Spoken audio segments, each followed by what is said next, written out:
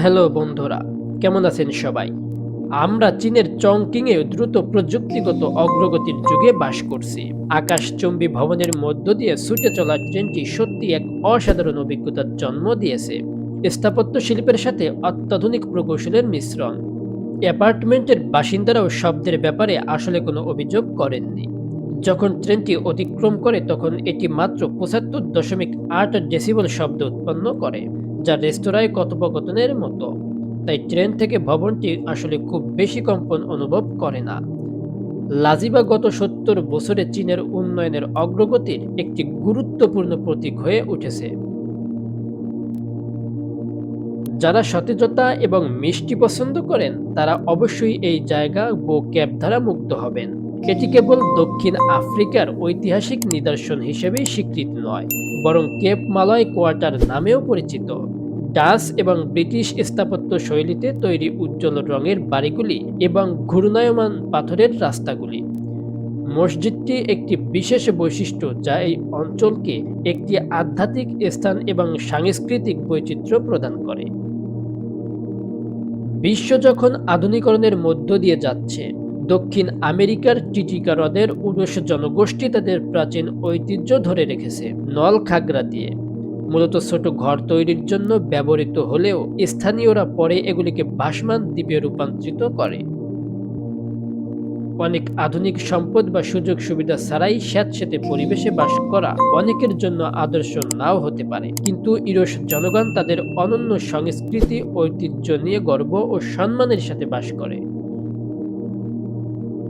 Datong এর ঝুলন্ত মন্দিরটি দেখলে স্বাভাবিকভাবেই ভাবা যায় যে প্রাচীন মানুষ কিভাবে খাড়া পাহাড়ের সাথে লেগে এটি তৈরি করতে পারত।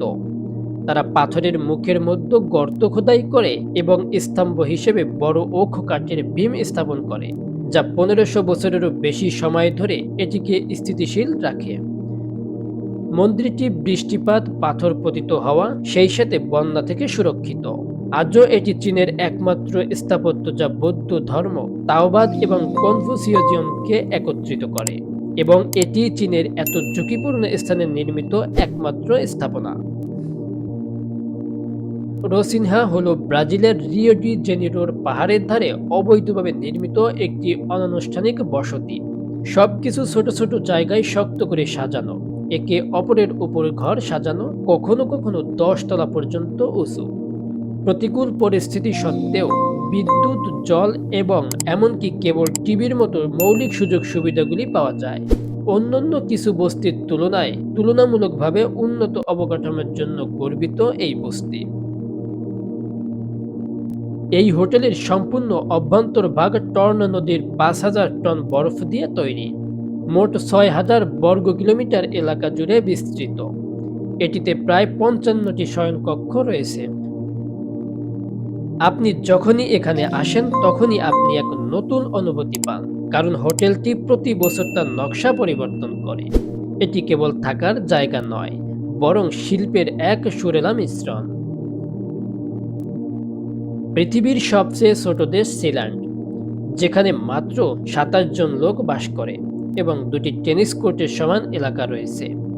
এটি একটি দুর্গের উপর প্রতিষ্ঠিত হয়েছিল, যা দ্বিতীয় বিশ্বযুদ্ধের সময় যুক্তরাজ্য তৈরি করেছিল এবং পরে পরিত্যক্ত হয়েছিল।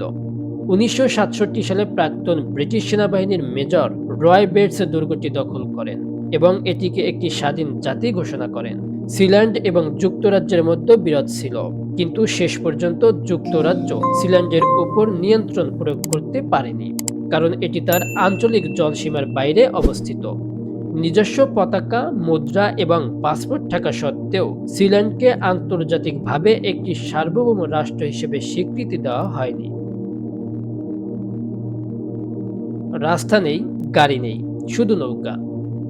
এটি গেইথন্ড ইউরোপের প্রাচীনতম গ্রামগুলির মধ্যে একটি, যাকে উত্তরের ভেনিসও বলা হয়। গ্রামটি তার বিস্তৃত খাল নেটওয়ার্ক এবং শত শত সেতুর জন্য বিখ্যাত। বিপরীতে খুব কম রাস্তা আছে, যার সবগুলোই সরু ফুটপাত, যেখানে পর্যটকরা গাড়িতে করে আসেন। উপকণ্ঠে গাড়ি পার্ক করতে হবে এবং পায়ে হেঁটে, সাইকেল বা নৌকায় ঘুরে দেখার সুযোগ বেছে নিতে হবে। এটি সারা বছরই পর্যটকদের আকর্ষণের কেন্দ্রবিন্দু। কারণ এটি প্রতি ঋতুই মনোরম, এমনকি শীতকালও। চীনের চংকিং এ আকাশচুম্বী ভবনের মাঝখানে ক্রিস্টাল নামে একটি অনন্য আনুভূমিক স্থাপত্য রয়েছে। এটি রেফেল সিটি চকিং কমপ্লেক্সের অংশ, যেখানে ৩০০ মিটার লম্বা এবং ২৫০ মিটার পর্যন্ত উঁচু ৮টি আকাশচুম্বী অট্টালিকা রয়েছে। স্পটটিতে কেবল আকাশচুম্বী ভবনগুলি সংযুক্ত করা সেতু হিসেবেই কাজ করে না, বরং বিভিন্ন সুযোগ সুবিধা এবং স্থানও ধারণ করে। ওয়াংজিয়ান ভ্যালির জিয়াংসিতে একটি আশ্চর্যজনক জল রঙের চিত্রকর্ম রয়েছে। এখানকার সবচেয়ে বিখ্যাত বৈশিষ্ট্য হল পাহাড়ের সাথে লেগে থাকা ঘরগুলি। মাটির দেয়াল, কালো টালির ছাদ এবং ছোট কাঠের জানালা দিয়ে প্রাচীন স্থাপত্য শৈলীতে নির্মিত ১১০ মিটার উঁচু মাহিগঞ্জে ১২টি কাচের কক্ষ, একটি লাইব্রেরি, একটি ঝুলন্ত রেস্তোরাঁ এবং এই পাহাড়ের উপর নির্মিত একটি পর্যবেক্ষণ ডেক রয়েছে।